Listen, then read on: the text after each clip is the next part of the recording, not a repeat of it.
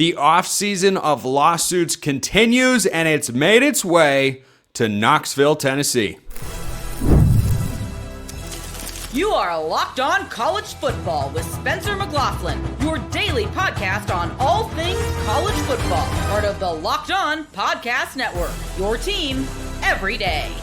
Welcome, everybody, to another episode of Locked On College Football. I'm your host, Spencer McLaughlin. Thank you all so much for making this your first listen or your first view every day. It is part of the Locked On Podcast Network, your team every day, the number one sports podcast network out there. Thank you all so much, especially my everydayers, for helping make that the case. Is Notre Dame worth the hype? Tyler Wojciak of Locked On Irish will weigh in. Ole Miss crushing it. Stephen Willis of Locked On Ole Miss will be here. This episode brought to you by our friends over at Mazda. They put that same drive into every detail. Wins define the moment. Putting in the work, that defines you. Stay tuned for highlights in this week's Moving the Game Forward. There's more to a Mazda because there's more to you. And look, it's Eric Kane of Locked On Vols here because Joey Aguilar is trying to come back. Eric, why not? Right?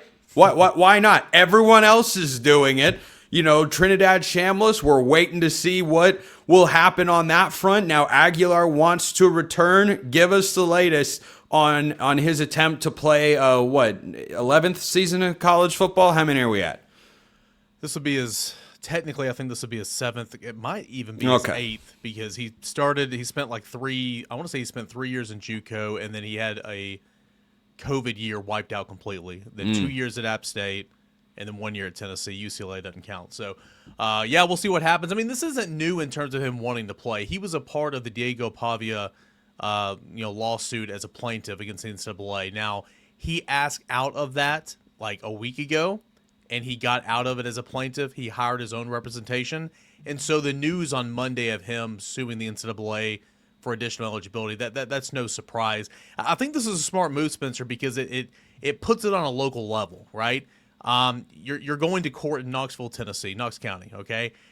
Charles Bediako did that in Tuscaloosa. Trinidad Shambliss did that, locally as well. And so it kind of gets on a local level. And if Diego Pavia's lawsuit wins, though now that Aguilar's not a plaintiff in that case, it won't necessarily mean he's eligible, but there would kind of be one of those blanket waivers. So you're still good on that front if it's is granted. If not, you have your own lawsuit at a local level to see what happens. So in my opinion, it just kind of gives him another option, another layer to this whole thing, and an off season of lawsuits, as you mentioned. Yeah, it just keeps rolling along. I mean, there was the Duke lawsuit against Darian Mensah that got settled. He winds up going to Miami, of course, as one of the top transfer portal quarterbacks of the cycle.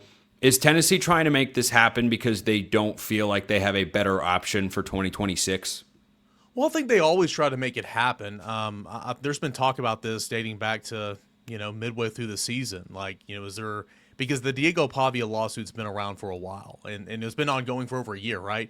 And so there was questions, are you going to join that? Are you going to join that? He did join that. So there's been talk about this all for a while. But if you're in Tennessee's situation, you can't wait around for that, right? So that's why they took a big swing at Sam Levitt. That's why they talked briefly a little bit to Brendan Sorsby at the beginning of the cycle. They took a couple hacks at some quarterbacks. They passed on Bo Prabula. They passed on some other names that showed some interest in Tennessee because they do have confidence in George McIntyre, who's on the roster right now, and an incoming 5-star in Faison Brandon. But when given the opportunity to have a old guy, 24 years old right now, who just led the SEC in passing, return to your roster with a very veteran-led offensive group, offensive line, receivers, of course you're going to take a swing at that as well. So I think Tennessee's got a lot of faith and a lot of confidence with the young guys on their roster, but given this being a possibility and given the way that the courts are happening and the NCAA are taking losses around the country, why not try? And if you're Joey Aguilar, number one, you get to play football again. Number two, you get a chance to make money, right? Like according to the court documents that On3, put out there, and of course Adam Sparks of the Knox News, who first reported earlier in the afternoon, Aguilar is going to make about $2 million if he's able to come back and play football at Tennessee. He made about $1.2 million this past year, so he's in for a payday because he'll likely never get paid to play football again, at least at a consistent level. And so there's obvious reasons for him to try to come back and for Tennessee to want him back. It seems like that's been the consistent legal argument made by lawyers representing players in these cases because the amateur model has kind of evaporated, that it's essentially an anti-competitive move to say you can't go somewhere and make money because there's no other profession where that would be the case. You know, if I'm fortunate enough to call games for ESPN or Fox one day, there's not going to be, unless something gets written into my contract specifically, anything that says, well, you can't go and call games for CBS as well, right? It's not. Anyway, I don't want to get too deep into the legal jargon there, because that might not even been the best worded analogy. But you get the point I'm making, is they're generally saying you have an opportunity to make money here, and if you take that opportunity away from him, that's not something we'd allow in another business. Is there an internal confidence in Knoxville that the Vols are going to have Joey Aguilar back at the helm in 2026? I wouldn't say that. Again, this whole thing's kind of been hard to fill out. I mean, fans are hopeful, right? But again, you see Tennessee taking big swings at Sam Levitt, and you're like, okay, well, that's the direction Tennessee's going to go in. I mean, I think the entire time you were hoping that Joey Aguilar would be granted his eligibility, but again, you couldn't just sit around and wait for that to happen. So Tennessee tried to go get some other ones, and ultimately it didn't pan out. You got confidence in the guys on your young guys on your roster. They're 5 stars brought in here for a reason. But to answer your question, I don't know. I don't think so, but I do think it's interesting. I mean, again, over the weekend, Joey Aguilar got out of the Diego Pavia lawsuit, hired his own representation, and so at least there's some confidence in him and people advising him, like, hey, you need to give this a run. You know, you might not win, but again, if you do it at a local level in Knox County, like Trinidad Chambliss, it feels like everybody in the entire country just assumes that Trinidad's going to be playing football next year. Like, there's a very different feel with Trinidad to Joey Aguilar. Now, it's different, right? He's trying to get a redshirt rule because of an injury he suffered at Ferris State. Like, that's different than what Joey Aguilar is doing. It's completely different than what Charles Badiako did at Alabama, the basketball player, which he's the only one that's left college, played professionally, and then came back. So they're all 3 different situations, but all 3 of those are on a local level. So, again, I think it just gives Joey another option. As far as is there any internal confidence, I can't answer that for you. I have no clue, man, because I don't think anybody can predict what's going to happen. I know Tennessee had a baseball player that went through something similar this time last year, right up before the baseball season, went to court in Knox County, got denied. So who knows what's going to happen, but it's worth a shot. Why do you think he would pull out of the Diego Pavia lawsuit and say, I'm going to do this on my own? Because, again, it gives him another option. So if he were a part of the Pavia lawsuit as a plaintiff and it got denied, that would wipe out a case for him. He gets out of it, starts his own at a local level, because the Pavia lawsuit's in federal court. You come back, do this at a local level in Knox County. If the Pavia lawsuit ends up prevailing and there's preliminary injunction there, I don't have the right terminology to say this correctly, but essentially there will be another blanket waiver for those players such as Gotcha. Joey Aguilar. Okay. So he would, not immediately, he would have to go, the Pavia people, the Pavia legal team would have to go and file this in federal court again. But Joey Aguilar would be taken care of in that regard. But if it fails, this gives him another opportunity to go at a local level to see if he can get a TRO initially, and then ultimately he's trying to seek some preliminary injunctions. So, again, I think it's just another option. I'm not trying to act like I'm a expert on all this as well, but I think it's another option just to see if he can try to play football again. TRO, for those who didn't go to law school, temporary restraining order that essentially puts a matter on hold. But we will put Eric Kane on hold until the next time when we get a revelation on all of this. Locked On Vols is great as always. Notre Dame, the hype train is on the tracks, full steam ahead. Do they live up to that hype? Tyler Wojciak of Locked On Irish will be here to discuss just that. First, this episode brought to you by our friends at Mazda. This is Mazda's moving the game forward for those who show there's more to the score than what's on the screen. Let's talk about an off-season win. Lane Kiffin picking up Jordan Seaton from Colorado. 5-star recruit coming out of high school, 2-year starter with the Buffs, 5-star rated offensive tackle. Jordan Seaton is a guy that can help move your offense down the field and can help do Lane Kiffin accomplish more than just that, which, as I've talked about, he faces tremendous pressure in order to do. That's the sort of win that every program wants to have this time of year. That reminds us of what it really takes to raise the bar. It's the extra work off the field, dialing in every detail, giving it that extra fire, that grit, and I never quit mentality. Mazda puts that same passion into every model. Highlights make the reel. What it took to get there makes it count. There is more to a Mazda because there's more to you. Will Notre Dame be worth the hype? I discussed it yesterday, but I was alone for that discussion. Now I've got Tyler Wojciak of Locked On Irish to discuss that very matter. So Josh Pate's got him number one in his whatever poll. You know, it's not the analytics space. He's got like 17 of them, I think. But is that an overreaction to Notre Dame's season last year? Really good team. Had a good season. Of course, we know how it ended in the fallout from all of that. I would not make them my preseason number one team. Would you? That's a tough question to ask. I think it's so early on in the cycle. I mean, we're having this conversation in February, so I could probably pick apart any single team that you choose. But in this case, Notre Dame is the odds-on betting favorite. They're still the favorite on FanDuel. I do expect that to change probably at some point in the spring when some clips surface of Arch Manning tossing it downfield to Coleman and the Arch Manning hype train reaches a level similar to what we saw going into the 2025 season. So ultimately, I do not think Notre Dame is going to be the preseason number one team. I expect it to be Texas. It might be your Oregon Ducks as well with Dante Moore coming back. But look, I think when you look at everything that is required to win at the highest level in college football, Notre Dame absolutely has that. And, people are going to talk about Marcus Freeman coming back, CJ Carr. I get that. But I think what we learned from Indiana is you have to have a really experienced team. And Notre Dame is going to be one of the most experienced teams in the country next season, particularly on defense, where you have basically a lock to be a first-round pick in Leonard Moore at cornerback, Adon Schuler, Tay Johnson at safety, make up one of the best tandems in the country. I think the linebacker unit is going to be elite as well. So the things that are going to draw the most attention are obviously important, but the experience factor is so critical for Notre Dame. They're going to be more experienced than they were in 2024 when they made it to the national championship. So even though I don't necessarily love all the hype that they're getting, I do understand it. Is it just that fan in you that goes, no, stop talking about my team. Please don't put this level of expectation or hope into this part of the country because we know how it goes. Is that your biggest reservation, or is there something about the roster that makes you go, I don't know if they're going to be able to overcome this, or I have a question about that?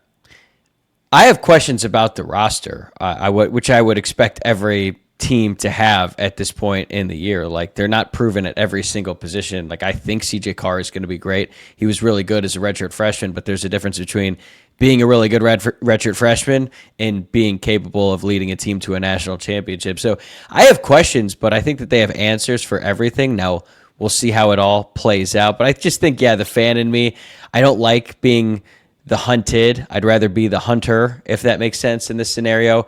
And just, with the discourse around Notre Dame ever since the playoff snub, I think people have just been itching to find more reasons to hate on them.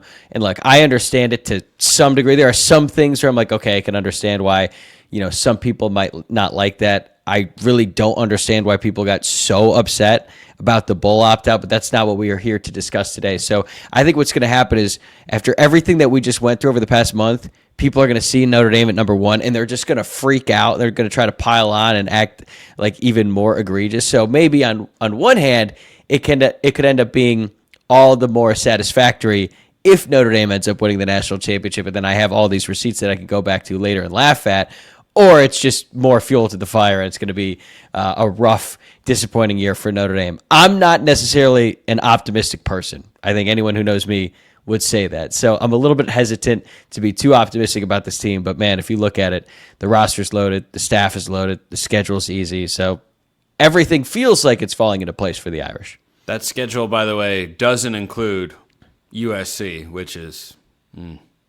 You know what? It doesn't include USC, but in 2026, who's a tougher game? USC on the road or BYU on the road? Oh, I wasn't prepared for that question. Because that's who Notre Dame replaced USC with. Yeah. I mean, I'd like them to have both when you look at the rest of their schedule. Totally agree. USC on... So BYU is a tougher environment. Correct. It's also earlier in the season. Yeah. Boy, I don't know. I think those two teams are pretty similar going into next year. I think they are both squarely in the college football playoff discussion as they were this past season. They both came up a little bit short. BYU obviously was much closer in that regard. They both returned their quarterbacks. They both returned their head coaches. They both have lost a key coordinator from a year ago, which both happen to be the defensive coordinators. I don't know. I don't look at that time. You just came on here and stumped me with that. I don't know. I'm also going to give you something. Have we talked about Notre Dame and Miami before? How I think that's going to be number 1 versus number 2? No. So for as much heat, let's go. For as much heat as Notre Dame gets about the schedule, and look, I think a lot of that is fair. Now, we can get into the blame game. Is it Notre Dame's fault that Wisconsin has fallen off? I mean, when they scheduled that game, Wisconsin was coming off like an 11-2 season. Now, this was pre-COVID, right? Because they've been trying to play this game at Lambeau. It's going to be cool. It's going to be an awesome environment. Unfortunately, Wisconsin has really fallen off under Luke Fickell, which is not something I ever would have anticipated once he was hired there. FanDuel has Notre Dame at minus 19.5, which is insane. But I actually think Wisconsin will be improved this year. I think Michigan State. But wait, hold on. Quick pause. The number is what? 19.5 today in February. The early look ahead lines. It's that's steep. I might take Wisconsin. I think I would take Wisconsin. It's a lot of points. I don't know. They've been rough. They did just go 4-8 last year. But for as much heat as Notre Dame gets about the schedule, which I agree with for the most part, take a look at Miami's schedule. Coming off a national title appearance. And to their defense, it is not entirely their fault, right? Because the ACC kind of determines who they play. But Notre Dame gets a lot of heat. I think Miami should be getting some heat as well. But what I want you to do is I want you to go through this, and we can do this together. At Stanford, I think Miami's going to get that one. Mm-hmm. Florida A&M at home. Yeah. I like the Hurricanes in a tight one. Wake Forest is a sneaky tough game. Maybe. Central Michigan at home. Yeah. At Clemson, who knows what Clemson is going to be, but I would say that's probably going to be a win for Miami, even though it's on the road. Mm-hmm. Florida State at home. Pittsburgh at home. At North Carolina. Mm-hmm. Safe to say Miami's probably going to be undefeated, right? Going into Saturday, November 7th. Here's the thing. Instinctually, you're correct. Obviously college football could happen. This is Mario Cristobal, man. True. He just was he was one drive from the national championship in the same year that he lost to SMU and Louisville. The Louisville loss and what Beck did that night is just more difficult to understand by the day. Yeah, but truly insane. I hear your point, but they're going to be favored probably by double digits in every single game except maybe Clemson. Yeah. So for the sake of this argument, let's say they're undefeated going into November 7th. Mm-hmm. Notre Dame, theoretically, should also be undefeated or one loss at most with BYU. There is a real chance the rematch between Notre Dame and Miami after everything we just went through in 2025 could be number 1 versus number 2. Because they have the easiest schedules. Texas, Ohio State, they play each other. A lot of the other teams who are going to be at the top have tougher schedules. So Notre Dame is going to have an easy schedule. Yes. They are the preseason national championship favorite as we sit here on November 2nd. Yes. But February if it were really 2nd, February 2nd, yeah. If it were really that easy, they're not playing 1v2 in early November, probably right after the first college football playoff rankings get released. So, that could be something special in South Bend. I'm going to do whatever it takes to be at that game. I hope it is -2. I hope it's a blizzard. I actually think Miami is well equipped to play in that sort of environment. But I tell you the Miami game I'm most excited for, it's the following week at home. Darian Mensah playing against the team that he just bolted. Oh, it's popcorn time. Yeah, that'll be fun in the pregame, and then Miami will go up like 21-3 in the second quarter, and it'll be like, that story. Never over. Never over till it's over. Last time Duke was in that building, they had an 11-point lead in the third quarter. I believe they lost by 21. They got Cam warded. That's what happened in that game. So let me wrap with this on the Notre Dame front. What is your biggest question? Because for me, it's running back. You lose probably the best tandem in all of college football last year. Young quarterback's best friend is his run game. I'm a big CJ Carr fan. But, man, no Jeremiah Love, no Jadarian Price. You can't just one-to-one replace those guys, right?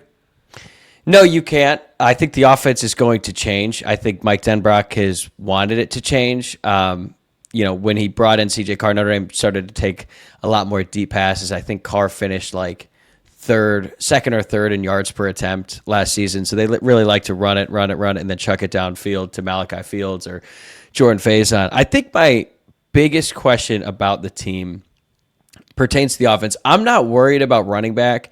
Aeneas Williams was their RB3, and in 2024, when Jeremiah Love was dealing with that injury throughout the playoffs and Jadarian Price hadn't really taken off yet, Aeneas Williams was getting carries and touches in like very important moments during the college football playoff. He had a couple nice runs against Indiana. He had a huge catch out of the backfield. He ran a wheel route against Penn State in the college football playoff semifinal.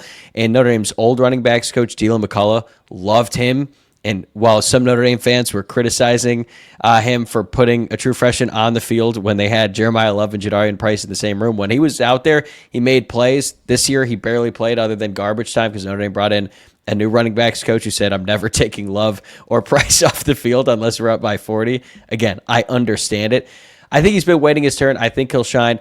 My biggest question is, who is going to be the player on offense that is truly elite? Who is the player that can beat any coverage that the defense throws? It could be a wide receiver. It could be Jordan Faison. Maybe it's one of the two Ohio State transfers. I don't know. Maybe it's Aeneas Williams. Maybe it's Noah James. If you are going to make it very far in the college football playoff, you need difference makers on offense.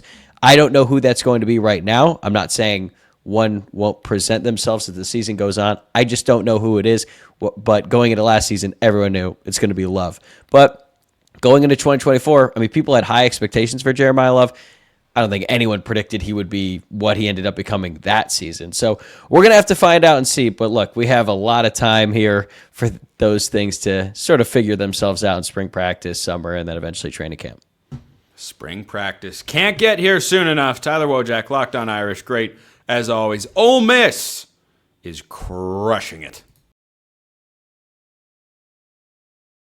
First, this episode brought to you by our friends at Indeed. Hiring isn't just about finding someone willing to take the job. It's about finding the right person with the right background who can actually help your business move forward. And if you want candidates who match what you're looking for, Indeed Sponsored Jobs is the move. Because instead of hoping the right person stumbles across your post, Indeed helps you match with quality candidates by boosting your job listing to the people who fit your specific criteria, like skills, certifications, and location. If I were going to hire somebody to help me work on this particular program, I'm not, but let's just say hypothetically I were.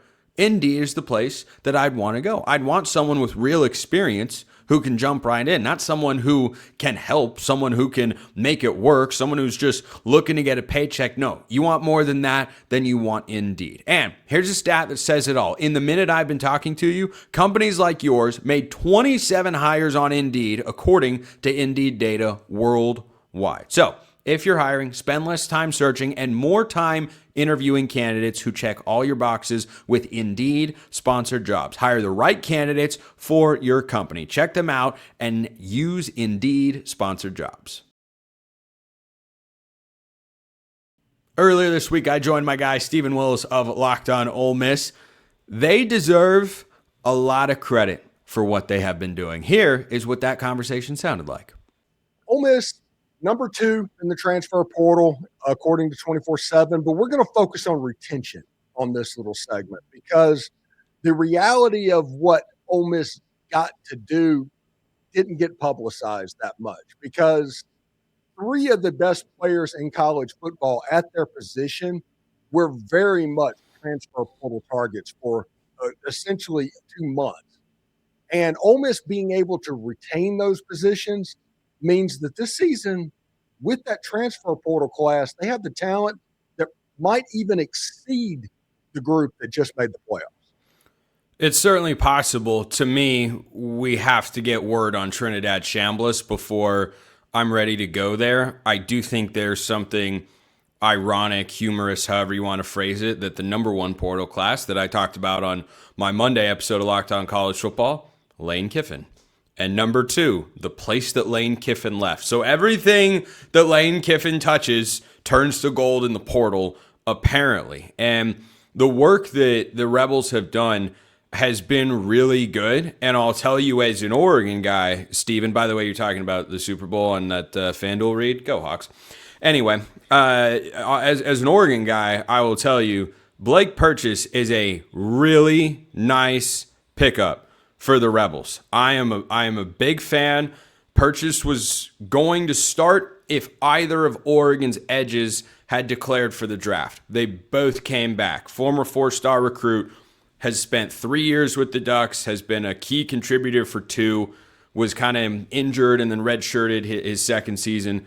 I like that pickup a lot. But, I like when the spring football practice rolls around across the country, and I think it's Bill Connolly at ESPN comes out with his metrics for S&P Plus to rate the different teams. And one thing that he looks at that I pay attention to is returning production. Because in the transfer portal era, for guys like you and me and a lot of college football fans, very easy to get caught up on the new players that you bring in. It's just as important, unless you're Clemson and Dabo Swinney last year, who you bring back and the core of players, or Penn State as well, that you've got to build on from the season before. So I think that Ole Miss keeping these guys around is notable. I don't think they were, throw in names that Lane Kiffin wanted to bring to LSU for all the portal wins that he's had, Jordan Seaton being the most high-profile one recently. There have also been some guys that Lane Kiffin has gone after who he hasn't wound up getting in the portal. Sam Leavitt was not their top option at the time that he committed, or the week before he committed, I should say, because they were trying to get Damon Williams from Washington. They were going after Brendan Sorsby from Cincinnati. They wound up with Sam Leavitt, who's really good. He's just coming off an injury, and I think that's about the only thing that could derail Lane Kiffin's 2026 season and bring joy to fans everywhere in the great city of Oxford, I would imagine. But yeah, what Pete Golding has done, and I will fully admit that I was hesitant to jump on board with him being the right head coaching hire. To this point, I don't know how much better things could be going. Obviously, he's got to put a full season together, but won a couple playoff games, darn near went to the national championship game, and then goes on the offseason trail with the quote-unquote portal king trying to bring most of your roster and staff over and to keep as many guys as he has, and potentially Chambliss if he gets the waiver approved. I think Pete Golding is off to a stellar start to his tenure in Oxford. Yeah, he hasn't necessarily put a step wrong as far as the Ole Miss fans goes. He went well on his way to almost becoming a legend in 2 months' time in Oxford, Mississippi. And I get it. The schedule is going to be a little bit more difficult in the fall. But this team, according to Walker Jones, who's going to be on tomorrow's Locked On Ole Miss podcast, said this team could be more talented than the team that just went to the playoffs with what they brought in. And that's, we talked about Joshua Dye, an 18-yard rusher in FCS, and everybody's going to say, well, that's 1,800, yeah, 1,800-yard rusher. 18 yards wouldn't be that impressive. Yeah. Guy had this 18-yard run. I saw it all in that play. It was awesome. It was amazing. It was incredible. Yeah, but he did that, and everybody's going to say FCS, and I was like, well, Cody Schrader basically ripped the SEC apart, and he was D2 at Mizzou a couple of years ago, and you never know what to expect. Now, like I said, Trinidad Chambliss was D2. Yeah. That's below FCS, by the way. I'm sure there are some D2 schools that can compete at the FCS level. I want to make that clear. I'm sure that can happen. But if you were just ranking the order of college football based on pedigree, it's Power 4, G6, FCS, and then D2 and D3, and then JUCO. And the top of FCS can probably beat the bottom of D1. Or yeah, they can. FBS. Yeah. Like Montana, I mean, they can't beat the top. You know, Montana State last year played at Oregon. They got walloped, and they were the national champions. But we have seen, you know, North Dakota State over the years, or South Dakota State, I think, beat Oklahoma State a few years ago. I think I'm remembering that correctly. You're correct, is what I'm trying to say. It happens nearly every year. Yeah, it does. It comes close to happening, and if North Dakota State jumped up into the Mountain West, I don't think they would, or the New World Pac-12, I should say, I don't think they'd win it. I think they'd be right in the center of it. They would not be at the bottom. Well, if you want to look at it apples to apples, look at what James Madison did. Yeah. Two years to the college football playoff coming from FCS. I mean, they actually filed for a waiver to try to get into a bowl game their very first season in FBS. They weren't allowed because of this dumb transition rule. They should have been allowed to compete in a bowl game. I think they were able to because some schools opted out of playing in a bowl game, and so the NCAA said, okay, JMU can play. Yeah.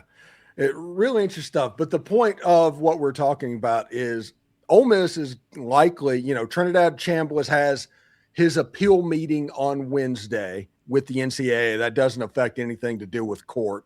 That is with the NCAA, where they have one last opportunity to make this right before it gets handled in the legal system. But if Trinidad Chambliss gets this waiver, Kewan Lacey's back, Lucas Carnero, that is 3 positions to where they are arguably the best player in college football at their position.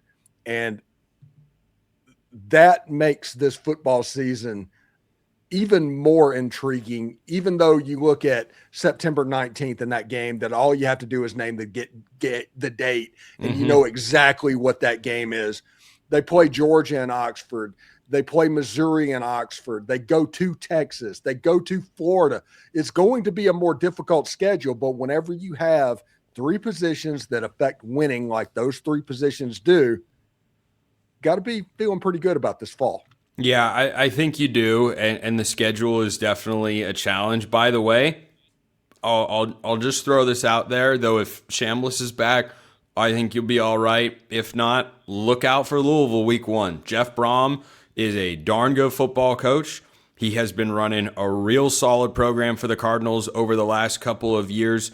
Neutral site game in Tennessee. I don't know why. Ole Miss fans like going to Nashville. They're going to Nashville twice next year. Yeah, I don't know. Just make it a home and home. Play a game in Oxford. Play a game in Louisville. It's not rocket science, but apparently it is, because college football has done this for a long time. So, I mean, Nashville's a great city. Great city for sure. I'm not trying to dog on the city. I'm just saying I like playing games on campus. Call me crazy. So, yeah, Ole Miss will be very battle tested. It's pretty wild that we're sitting here recording this segment early February, Steven, and we're waiting on a national championship altering decision that is not being made on the football field. Yep. That's college football nowadays. Yep. I mean, that's how I view it. And I don't know if you're in that same boat. I don't think it's crazy to say Ole Miss with that schedule, if you have Trinidad Chambliss, there's nobody on that schedule you can't beat. Yep. But tell me about the top 5. Tell me about the option at quarterback if Chambliss doesn't wind up winning the situation and getting to play. I mean, there's got to be a drop-off, right? There is. It's Deuce Knight, the left-handed quarterback that was at Auburn last year. He will be the quarterback if for some reason Trinidad didn't make it in. But you're still dealing with a first-time starter, which the difference is with Trinidad, you're a top 5 team. Without Trinidad, they're probably 20th in the country.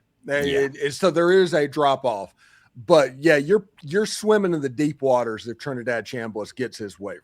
You are, though. Let me throw this out there. Olive branch to Ole Miss fans here as we wrap this up. What would you have said, or what would I have said, or anyone last year going into the season about the idea of surviving an injury to Austin Simmons? I think the conversation very easily, and generally speaking, it would have been reasonable to say, well, you got a guy that came up from Ferris State as the backup, so I don't know if that's really going to be a dynamite option there. I mean, Deuce Knight's talent is off the charts. Sure, your right tackle has to become your left tackle and protect his blind side. But, man, perhaps that system last year. Yeah, perhaps that system is just really tailor-made for quarterbacks to the point where I think the difference between those two, just off the top of my head, is Deuce Knight, regardless of the level of football, just hasn't played very much football, and Chambliss had. That does matter. Mm-hmm. And I think 100%. That would be the biggest concern, but I wouldn't write Ole Miss off into 5-7 oblivion if Chambliss gets denied and Deuce Knight winds up being the starter, because I've seen a proof of concept with Ole Miss over the last couple of years, and with Pete Golding being there without Lane Kiffin, that, yeah, they know what they're doing, and they do have weapons to surround him. So, yeah, it should be pretty interesting. What do you got going on at Locked On College Football right now, man? Man, all things transfer portal, fallout, off-season drama, Pac-12 against Mountain West. That's flaring up again, because why the heck not, as they try to figure out their media rights situation. All the biggest stories in the greatest sport on planet Earth all year round. That is how we roll over at Locked On College Football.